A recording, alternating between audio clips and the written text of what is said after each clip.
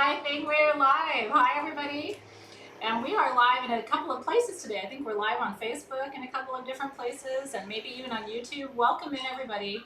As I think you know, we can't go to Tucson this year, most of us. So we decided to bring Tucson to you. And so this year we are bringing you an online version, something of an online version of the Tucson Gem and Mineral Show. And I'm very fortunate because I've made some really dear friends over the years in Tucson, people that not only do we work with as business partners, but that I love them as friends. I can't wait every time we're in Tucson to have dinner with this man, for example. I look forward to it all year long. So I can't share dinner with him tonight, but I do get to introduce you to him here. This is my friend Jose from Brazil. And we're so happy that you're here. Thank you. Yes, welcome in, everybody. I'm going to make sure my chat is working really quickly, and then I'm going to, here we go, live chat, maybe that will help. Jose has been the owner and proprietor of Crystal Rio in Brazil since 1987. Yeah.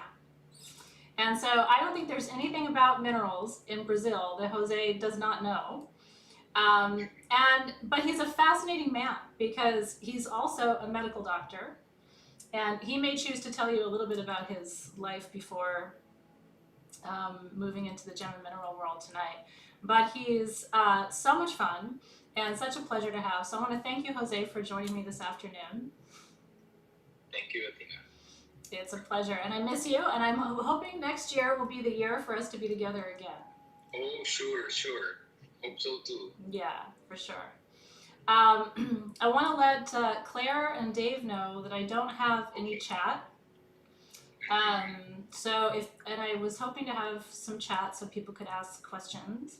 Let me see. I'm going to try clicking on one more thing. But that didn't work. So Claire and Dave, if you have anything to tell me about that, I would be happy to learn how to fix my chat. But in the meantime, Jose, so one thing you should know, Jose, is that Brazil is one of our community's favorite places for crystals. Okay. And one of the reasons is Lemurian quartz. And I wondered if you could, I want to really leave today's time up to you to share your stories, but I was wondering if there's anything that you would like to share with our community about the experience of mining crystals in Brazil and the energy of that incredible place. Okay. So Brazil, as you know, is a huge country, and we have several mines all over the country in several states like Minas Gerais, in Bahia, Goiás, Rio Grande do Sul, where the amethyst and the agate comes from. And in some areas like Goiás and Minas Gerais, we have the Lemurian quartz. Sometimes we have Lemurians of 30 centimeters long, like 12 inches, or 35 centimeters, 40 centimeters. So, and some of them are completely clean, 100% clean. Wow. So it comes usually in the sand. The Lemurian comes in the sand, and usually it's very deep. It's a kind of, it goes deep and deeper and deeper. Yeah. So we have several places in Brazil that we can mine the Lemurians. Yeah. But the best ones are in Minas Gerais and Bahia, state of Bahia, which is very strong also for the Lemurians. Yeah. And what's it like to be in that area? What's the energy like? What's the weather like? Like if you could help describe it to my customers, who most of them will never be able to go where the Lemurians come from. I'm sure they would love to know. Yeah. Yeah, some of the mining areas are not far from small towns like 30,000 people, 10,000 people. But some of them you have to go very 20 kilometers of unpaved road, or 10-15 kilometers of unpaved road. So usually it's not that easy, to go to the mining areas. Not that easy. Sometimes you have to take motorcycles to go there, or not only by cars, but if somebody wants to go, of course they can go because the miners are going there. But it's not easy. They go there. Sometimes you don't have mobile phone coverage, and but usually you can visit. It's not easy because most of them are closed. Only some people that usually go there to buy, they are allowed to go there. But it's of course they are special places and very very interesting. When you go there, when you go to the mines, it's very interesting. I have some pictures here that I can show you. If you want, I can show you some pictures of the mining areas, so you and everybody can have a better idea. Yeah, they would love that, Jose, because it's there's pictures of you in there too, right? So we get to see you in action at the mine. Yeah, I'd love to see it. Oh, if you want, I can show you some of them now. We would love it. Can I show you? Please, we'd love it. Okay, so this, for example, is me in an emerald mine, like 20-something years ago. I love it. Oh, this is like 30 meters deep. 30 meters deep. You stay like in a you go down in a small elevator. Let's say it's a small elevator, and then when you go there, you start walking, and you have the lights usually in your head. Mm-hmm. This is, for example, you go inside the mine like this. Okay. Yeah. This is also an emerald mine. I have to tell you, you're getting a lot of very flirtatious comments about how attractive you are. Yeah. So I just want you to know that. You're getting a lot of attention. Okay. This, for example, is another mining area. Yeah. This is lead ore, galena. This is galena, lead ore mining. Yeah. Okay. Yeah. This, for example, is an amethyst mine. It's an amethyst mine in Rio Grande do Sul. Wow. And this is the way you go for a green adventuring. Yeah. So you can see the horses or it's not easy to stay there. If you go there, you drive like 30-40 minutes from the small towns, and then you work there, and they mine, they bring the trucks, they fill the trucks that can go to the city or to a certain place near the mine where they can bring the trucks to the city, or trucks can be loaded. Yeah. Okay, so this is some idea of mining areas and of the mining in Brazil. What's your favorite mining location in Brazil for you personally?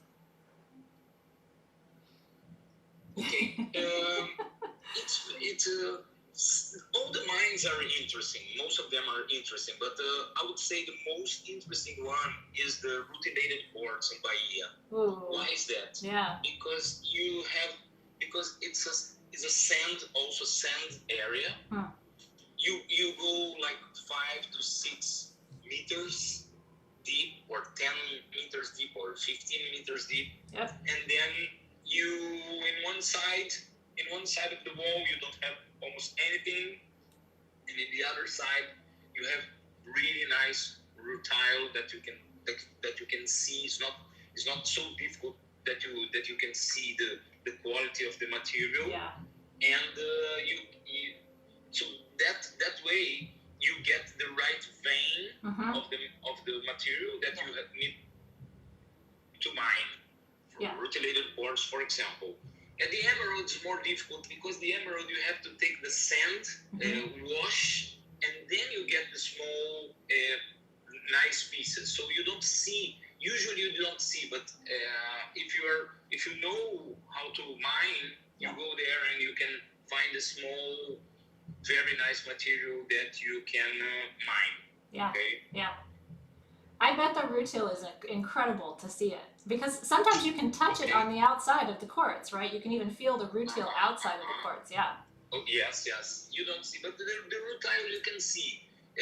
You need to put it under the sun or the water. But if you put the lamp, Yeah. Then you can check the quality of very nice rutilated quartz material from in Bahia, Yeah. in northeast Brazil. Yeah.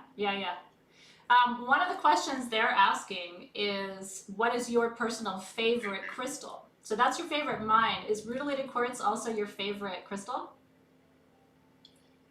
I like most of the stones. I like all of them. Me too. But rutilated quartz is one of my favorites.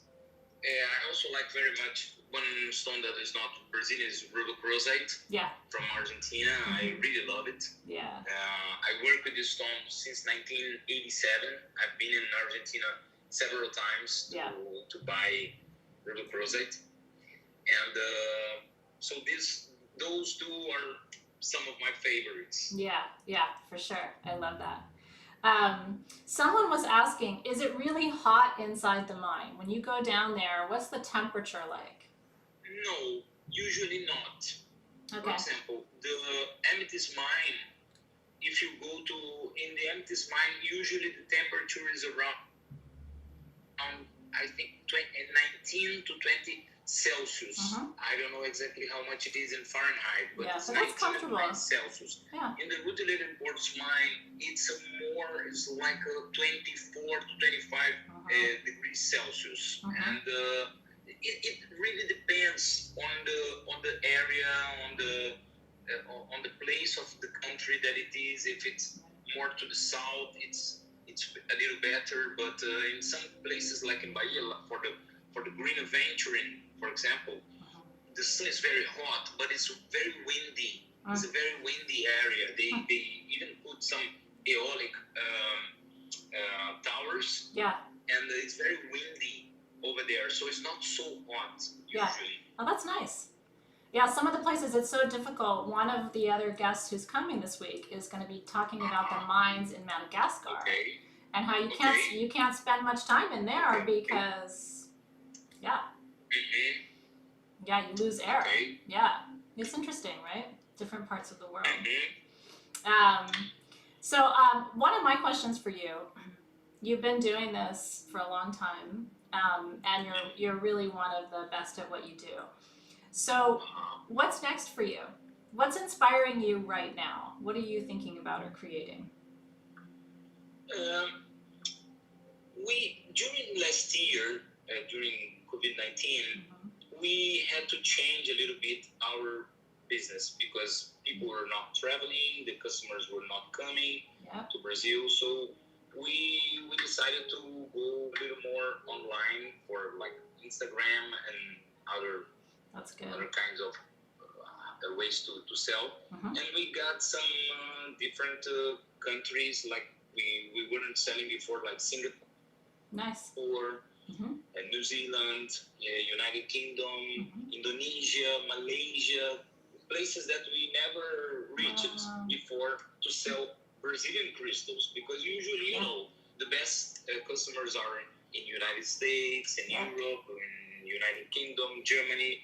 Not so much in those countries, but now with online sales, it's getting more and more much better to sell to countries that we have never made business before. That's really great. In a way, it's connecting you with other people around the world in a whole different way. Sure. Yeah. Yeah, sure. It's very nice to have this feedback for us. I think it's really, really different, and makes us very happy because we can sell to countries that we never made business before. Not only us, but everybody that deals with stones all over the world. They can sell if they have they can sell all over the world. They have customers anywhere. Yeah, everybody wants to follow you on Instagram now. You'll have to tell us what your Instagram handle is. Yeah. Well, so someone was asking about you and me and David, and how we met, and our business partnership together too. So Yeah, that's what I was sharing earlier. You know, my favorite story is the story of Andre at dinner. I've told you guys this story before, but it truly was my favorite story. First of all, he's an amazing, very spiritual man. You know, he and I connected on that kind of level. But he was telling me the story of being inside the aventurine mine, the new aventurine, the striped with the quartz, the vein.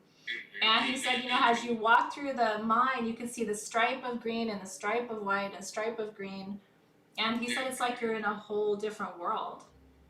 But so those stories are my favorite part of Tucson. But I wondered, what's your favorite part of Tucson? What are you missing this year from not being at the show? Okay, I come to Tucson every year since 1990, 30 something years. And it was always very good it was the best way to connect with the customers from all over the world. In the beginning, people were introducing me, like we used to sell a lot of silver jewelry with Brazilian stones, was our main business. And Tucson was very nice because I could go there and I could make some purchases and several stores to my kids and to me. So it was very convenient. And have dinners with the customers like you and Dave, which was wonderful always. It's a pleasure. And know many cultures and meet different customers and see people from Morocco and from Mexico, and it's really nice. And that's what made me in the beginning change from being a doctor to work with the stones, because I thought it would be easier for me to travel and travel all over the world and visit several countries, and to be like the owner of my own time, because you know, as a doctor I am an anesthesiologist, so I work for the surgeons. I wasn't so much owner of my time. So dealing with stones, you can have you can I will work from 3 to 9 p.m. So you can decide what time you're going to work, or it's easier. So I thought it would be an easier life. I don't know. Maybe I think I made a correct choice, but let's see in the future. I don't know. It's definitely not as clean. It's a dirtier business. For sure. Everybody asks me, what's the biggest thing you think people should know about Tucson in the gem business? And I always say how dirty it is. It's a dirty business. So you're not sterile in the OR anymore. But it's not. Tucson show grew a lot since the beginning. Of course, many shows. Now you need many days to go there and see everybody, see all the customers, and visit all the shows. Even if you stay 10 days, sometimes you cannot you cannot see everything. It's so true. It's a very good show. If somebody never been there, it's when you go out, when you come in, 10 days later, you know much better about the business, what you can. It's a big lesson of the stone business. For sure. It's a huge education. Yeah, and you're right. In 10 days, you can learn more than you would learn in a whole year. Yeah. Yes, that's true. That's very true. Much more. In one day, you can see so many things, many opportunities, and make some good contacts that you can keep during the whole year or during the next years. Yeah. That's my opinion. Yeah. Well, it becomes like a family in a way. Everybody knows each other. It's a very small family, actually. Yeah. So let's see what questions our community has. Let's see. People are talking about, we have quite a few nurses in our community, and they were really saying how true it is that you have control over your time when you have your your own. Business. Someone was asking, do you ever carry tumbled stones in your pocket? And if you do, what kind of tumbled stones do you carry? No, I usually carry like a black tourmaline in my briefcase. Tumbled stones, maybe sometimes. Maybe I think a rhodochrosite I used to carry for many years. Black tourmaline. Yeah. Rock crystal, maybe a rutilated quartz, also, and a citrine, natural citrine, always. Natural citrine I really like a lot also. Yeah, it's becoming hard to find. Yeah, the Brazilian is so beautiful and it's hard to find right now. So when you have it, whenever we find it, it's hard to find. There's a big demand right now for this natural citrine. Yeah, it's not easy. No, it's not easy. Yeah. A couple of people have asked if they could marry you, but I do believe you have a partner. So no, not at the moment. Not at the moment. Yeah. So, but you can, I wanted to make sure I told you. Yeah, you have some new fans in the feed too. Let's see. Let's see. Oh, yeah, you guys love Citrine too. I know. I think I've never met anybody who didn't love Citrine. I think everybody really does. Oh yeah. Let's see. One question they had is, when you go down, do you ever, are there mine tours in Brazil? In other words, if you don't have a business, can you go and just go into the mine if you're not a buyer? Okay, we used to have, in the past, mine tours. Yeah. Several. Yeah. I know some friends that wanted to do this, but nowadays, I don't know. The easiest thing to do, in my opinion, will be visiting the amethyst mines in South Brazil, because the amethyst mines there is a good. There are some nice places. There is a small town that you can go very close to this small town. You can visit some mines. It's very professional. You have a museum inside. They have they took an old amethyst mine, and they did a store, a very big store inside that mine. And you go even by car. You with a cart inside the mine, where they show you the temperature, which is very convenient. That's nice. And I think this will be the easiest. Then you can see some of the big geodes where they mine it. This is the easiest, because if you go to the crystal mines in North Brazil, it's not so easy. You can visit, no problem. You can go with some dealers. Yeah. They can take you there. But it's not so easy. It's not so professional as it is in South Brazil. In South Brazil, it's no comparison. Much more professional if you go to an amethyst mine. Yeah. And they bring a lot of Lemurian down south, right? So you can still buy Lemurian crystals down in the south of Brazil, right? If you're down there traveling. You can. Yeah. You also can. But they all come from North Brazil. Like Bahia, Minas Gerais, and Goiás. Basically, three states from Brazil. Those three. Yeah.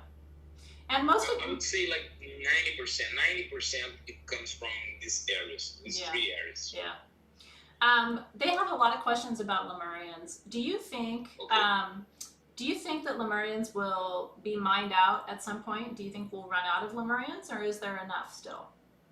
No, I don't think we will be run out of Lemurians, but the best mine that were the big ones that probably some people saw in Tucson show in 2019 or 2018,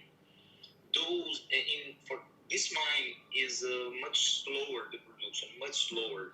They are digging more, so they are trying to have more, a biggest selection. Yeah. But these days is very small production, so probably it will go back in a few days. But we had also some other areas that were not producing, but people are mining. So sooner or later, it will appear a new mine, a new find from because we have the whole country. Even we have the up north from Brazil, northeast Brazil, which is not so well explored. Yeah. For the stone. So sooner or later, you will have new findings and the new sources of Lemurians and many others in Brazil. Those super clear Lemurians that came out, was it 2 years ago? Something like that. There were some super clear ones. People thought they were Colombian because they were so clear, but they were from Brazil. And that proved to me there's always something, you know, new pocket, new find, new something. Nature has so much left to be discovered. Yeah. Yeah, it's pretty incredible. Colombia also has very nice Lemurian quartz. Yeah. Very, very beautiful Lemurian quartz, but it's very shiny. Yeah. It's unbelievable. It's like a silver color. It's really nice also. Yeah. But I haven't seen so much of them. I am more familiar with the Brazilian material. Yes. Yeah. I think the Brazilian material is really special. It has a whole different energy, and that's what they were asking about too. Is like, do you personally feel like you feel the energy of Lemuria when you work with those crystals, or do you feel something different about them compared to other minerals from Brazil? Yes, they are really nice. They are really powerful. Of course, I always think it's a very different material, and it's something that you cannot explain, of course. But most of the stones I like very much. But really, the Lemurians are something that it's very strong. If you put it somewhere, you can feel that is something stronger, maybe from others. I don't know. I don't know how to explain this. Yeah. No, I understand. That's how I feel too. It's different. And it is hard to explain. It's an energy. It's it's nothing you can test. Yes, so yes. It's hard to explain. Yeah, but sometimes you get the big polished crystal points or natural crystal points. They are huge. They are very impressive. I think that for me they have the same action. Let's say like that. Mm-hmm. Yeah. But Lemurian quartz is a small points that are very powerful, in my opinion. Yeah, I think they are really, really strong for the energy. Yeah, for sure. One of the questions they have is a great question. It's about heating up amethyst, right? So versus natural citrine. And so I have noticed not so much of the heated material in the last couple of years. I've noticed not as much, but are you still seeing a lot of the heated amethyst as citrine? And then I also wanted to ask you, what part of Brazil does the natural citrine tend to come from? Okay, natural citrine, which is like this color. Mm-hmm. It comes originally from Minas Gerais state. It's the strongest source. Okay, strongest by far. Mm-hmm. And Bahia, sometimes we have a lot. We have in a state of Pernambuco also a little bit. Yep. So and northeast Brazil we have but small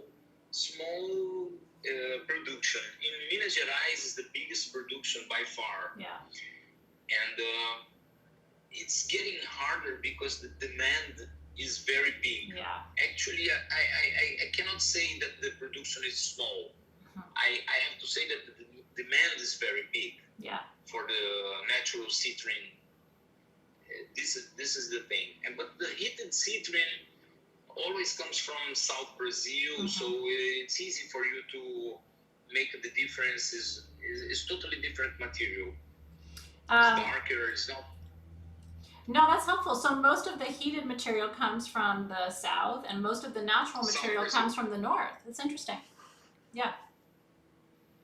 Yeah, the natural citrine comes from Minas Gerais, mm-hmm. comes from Bahia, and some other states of northeast Brazil, and Goiás also. Goiás is very strong also for natural citrine. It doesn't come from south. From the south is the heated citrine, yeah. which comes from the amethyst. The heated amethyst is the citrine. Yeah, that was helpful. one of the questions they have too, and I don't know, I'm going to describe to you. You and I have talked about this, but it's been a long time. You know how sometimes I'll show you this really quickly. Okay. Let me figure out how to turn my camera around. Or maybe I can't. I can see. Can you see it? So, yeah, it might be kind of hard. It's not. So sometimes the citrine, can you see it on your computer maybe? You can see us together? Sometimes the citrine has those markings, like triangles on the surface of it, like that. And we call those record keepers. Okay. And only the Brazilian citrine has that. So I was wondering if what your experience is with those. You know, does everybody like them? Are there only certain customers that like that? What do you think? Yes, people will look for this sometimes, but I think that usually people are looking more for the color of the citrine and the transparency. Yeah. Many times for the formations, but mostly for the color and transparency of the citrine. Yeah. Yeah. If it's strong citrine color, it's like the red, almost red color. Yeah. Which is usually the nicest and the more rare. But the formation, because it's not easy. Usually we don't look so much for the windows. We look much for the transparency and color. Yeah. The producers, I mean. Producers, not so much what the customers are looking for. Yeah. Yes. Do you have any idea what it is geologically that causes sometimes for there to be markings like that on some of the pieces? Because it's not broken. You can see it's an etching. I've heard different theories that it's water, it's, you know, tectonic movement that causes it, but I wondered if you had any thoughts about that. No, this I don't know. Yeah. I don't know. You know, it's funny because I've talked to so many people in Brazil and nobody really has a thought about it. And I guess it could be water over all of those years, right? Water is very powerful. It could etch the crystals over time. So it's a mystery for us, right? Do you have any other crystals there you want to show us? Anything else in your... I would like to show you, because Brazil, for example, to tell an interesting story, like the golden healer. Oh, yeah. This is the golden healer. This kind also. I want to tell you, like, it's an interesting story, because many years ago, like 10, 15 years ago, nobody was caring for the inclusions like these, like the yellow inclusions with dendrite. And then, like 10 years ago, people started to see that the material is so nice. Yeah. And it's so nice. It has dendrites, it has inclusions, it has color. So in the beginning, people were looking for the more clear crystals. Yeah. But then they started to look more for the inclusion. Just like so even stones like the golden healing, the golden healer, it's much more interesting now than it was in the past. It was stones that we were not dealing. We saw that at the mine, and we say, oh, there's no great value on that. And today there is a big demand for this kind of stones, like the red hematoid quartz, also the strawberry quartz, something like that. So those stones became much more interesting in a few years from now, like let's say 5-6 years till today. So things really change in the stone business. For example, in the past, people didn't like so much the terminus with the inclusions, but then they decided to, this color is so nice, no problem to have inclusions. So things change in the stone business. Things change a lot, you know. Yeah. For example, there are stones like the Rutilated. Yeah. That's an interesting one. I want to hear your story about that. It's a good demand also, very good demand on this kind of stone. And it's difficult to say. Like a pink amethyst. Mm-hmm. The pink amethyst is another stone with a crystallization. Aww. Is a stone also that this ginger. It's ginger cute. red, Yeah, it's cute. He had some trouble right here. Something happened to him right there in his chest. Okay. So that means we can the pink amethyst, for example, it's in a big fashion right now, and people are not cutting a few years ago. So suddenly they decided it's a nice stone, and then it started to be on fashion. So it's difficult. It's difficult to say what people will be looking for in the stone business, because sometimes it's under our eyes. Yeah. We have that in the yard, but there's a big value on this stone that nobody was touching like 20 years ago or 10 years ago. Yeah. So it really changes like that. So is that exciting? So is it exciting to kind of follow where it's going? No, I think so. Yeah. Always. The stone business changes a lot, changes very quick, and it's very nice.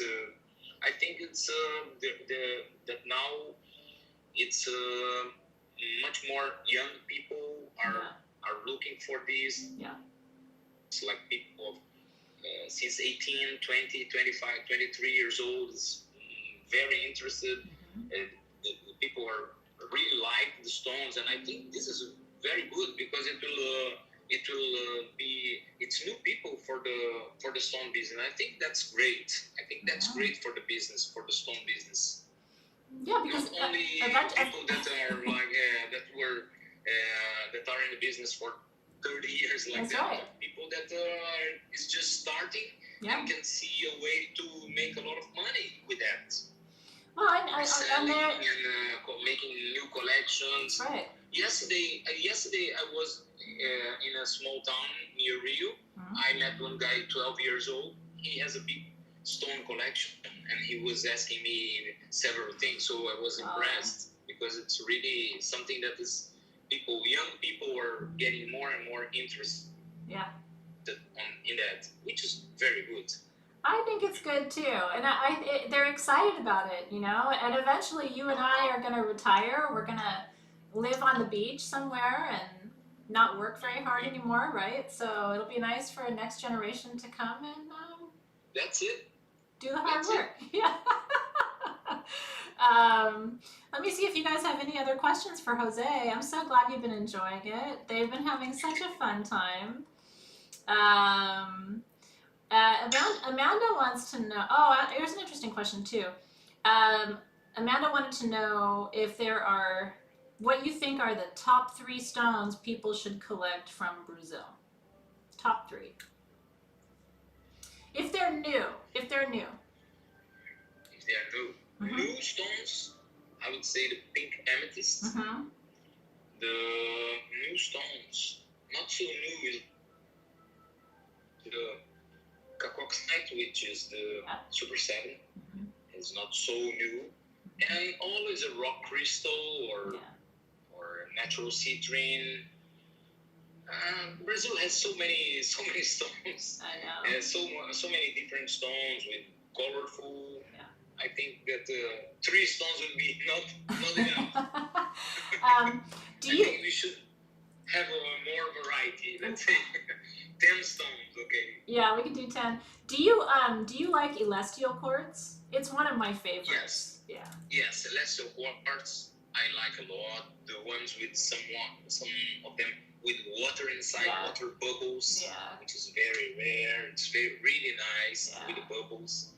Something that is sitting there for, I don't know, millions of years. And the celestial quartz are very, very interesting. Sometimes Brazil, in Minas Gerais area, has very nice formations. Yeah. Also in Bahia, beautiful formations, like the cathedrals, and it's a wonderful material. This is something that Brazil is very good always for the celestial quartz. Yeah. Production is not so big for the good quality right now, but sooner or later it will appear in different areas. I think so. Yeah, it's been a few years because I collect it, and it's been a few years since I found the really clear material. So yeah, I'm always looking for it. Yeah, that's Okay. good. That's good. The angel that you showed, what was the stone of that one? They were asking. Trilite. Trilite, yeah. Is we sometimes we call trilite. Sometimes we call Paraíba. Quartz Paraíba. Mm-hmm. Because it comes from the rough comes from Bahia Mm-hmm. and come usually Bahia, north of Bahia and south of Bahia. So it's trilite. It's a very interesting stone and very popular these days. Very popular. It's a blue stone with the gray, with navy blue. It's a nice stone. So, I would say. You know, one of the things I discovered recently about trilite, but you can tell me if it's true, is that they say there's lithium in trilite. I don't know. You think so? I don't know. I don't know. I don't know. I don't think so. No? I don't think so. No. I don't think so. Yeah, I was reading on one of the mineral databases, so I haven't done too much research, but I thought, well, that's interesting. Yeah. No, this one I really don't know. The lithium that we work usually is like a purple color. Yeah. We deal with some of them. It's very popular. Yeah. We this is good. It's not easy to get. Yeah. We traveled a lot to get. The production is not big. Right now the mines are full of water, so they have to wait a little bit. Sometimes they have to wait 1 or 2 months to take out the water, so they can continue to mine. Yeah. It's special areas also in Bahia. In Bahia. In Bahia, yes, that material also comes from Bahia. Near very nice waterfalls. Is a very touristic area of waterfalls. It's a very nice place, but the production is not big. Yeah. The production is really small. Interesting. Really small of the lithium. You know, I was going to ask you, has COVID affected the mining industry in Brazil? What have you seen? Yes, it affected. Mm-hmm. In the beginning, it affected a lot because many mayors of the cities, they were not allowing people to go inside the cities and take money from the banks and also to travel. Traveling was very much less people were traveling, much more people. Some of the old guys that were mining, they were avoiding going out, or some people had parents at home, so they avoided to go. So the mining, it affected, I would say, in April, May, and June. But after those 3 months, people had to work to make money. So they decided, I have to go, I have to mine. But in the beginning, like late March, April, then it was not good. Then the production was much lower than before. Yeah. Well, it's good to hear that they're back, because in time for Denver, Tucson next year, the production already has to be happening, right? So. Oh yes, they are back since July, August. The production is, I can say that it's almost the same as before, but the demand is big. Yeah. For some reason, the demand is very big for the stones. Yeah. So you can see by the cutters, the factories. For example, we send a lot of rough material that we have, different rough, like the green jadeite, some stones like that. We send this to the cutters. The rough we send to the cutters, and the cutters are sometimes asking us 2 months to deliver something that usually they were giving us 15 days. So the demand is really huge for the stone business right now. Mostly for small material, not so much for big ones. Yeah. Small material is selling very well these days. Yeah. Well, it's easy to ship right now too, because shipping is That's a real it. challenge. I was showing my daughter Jose the port of Los Angeles, Uh-huh. and how far Uh-huh. back the Uh-huh. boats are backed up in the port of Los Angeles. Okay. It's crazy. I mean, so you're Mm-hmm. waiting. Your order is in the port, but you won't get it for another month because the boats are backed up. So it's Yes. we're all dependent on each other in all these different That's ways, true. right? That's true. Melissa's asking what that green generator was. That was a jadeite, you said? Jadeite. Yeah, Jadeite. that was It's a material beautiful. from northeast Brazil. Wow. We have the rough, and we ask the guys to cut, and the polish is really nice. It's really nice. So Yeah. some material that I just want to show to show that we get the rough material, we send to the cutters so they can make different kinds of material like the obelisks, the generators, the pyramids and spheres, and that's it. Oh yeah. Now they want it, so Different I shapes. have to buy some from you. I've never seen Brazilian Okay. jade. Yeah, So, it's a new yeah. stone. It's a new stone. It comes pretty. from the green aventurine area. You can see it. Ooh. Sometimes it's quite similar to the emerald, Yeah. and it's Beautiful. it's a nice green stone. I'm glad I showed. Yeah, I'm glad you did too. It's beautiful. That's so good. I know. My customers are like, wait, get that. You need that. Yeah, for example, same with the black tourmaline on yeah. matrix. Mm-hmm. We get the black tourmaline rough material, and then we send to the cutter so that your customers can ask different shapes. Yeah. For example, let's say, oh, I want this gingerbread man, or I want some towers, or I want some soaps, or That's beautiful. or hearts, or different things like even the lotus flowers. That's beautiful too. Different shapes. Mm-hmm. So they can select. They can ask you different shapes from different stones like this Monet jasper. Well, that's beautiful. Different stones that usually we don't use so much. You know that.